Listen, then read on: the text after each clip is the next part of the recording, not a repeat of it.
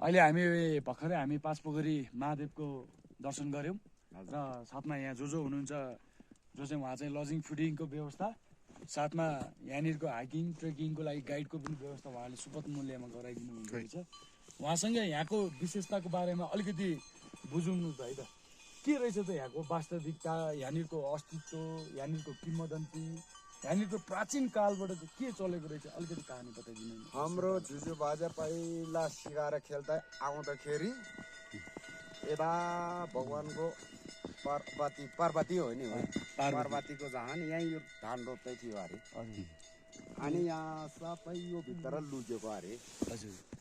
अनि पछि यो बाजेको मूर्ति बनाएको हाम्रो बाजेको, वैभव बाजेको। हजुर।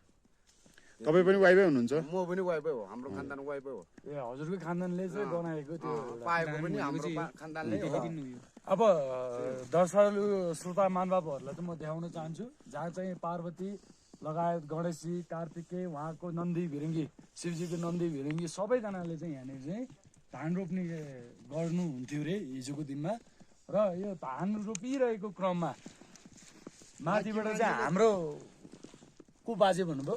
हाम्रो वैभव बाजे चाहिँ कुकुर लिएर शिकार गर्ने आउने क्रममा चाहिँ यहाँनिर चाहिँ नन्दी भिरङ्गी 64 होइन 33 कोटी देवी देवताको सहितको यहाँ देखेर पार्वतीजीहरू अरूहरू चाहिँ उहाँ गुफाभित्र चाहिँ सिर्नु भएछ अरे।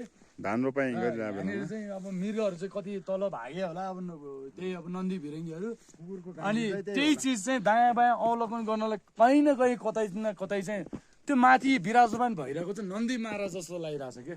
जहाँनिरबाट चाहिँ हाम्रो शिवजीले चाहिँ हरेक ठाउँबाट चाहिँ प्रोटेक्सन दिइरहेको जस्तो लागिरहेछ है प्रभु है। त्यहाँबाट माथिबाट हेरेर चाहिँ कोही आउँदैछ भने यहाँ सचेत गराउनको लागि चाहिँ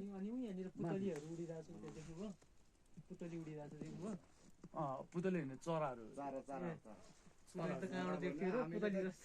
ठुलो आउँछ त तल। त्यो चरा त के चरा हो नि? डाँफेहरू चिल डाँफेहरू ठुलो चिल चाहिँ हो।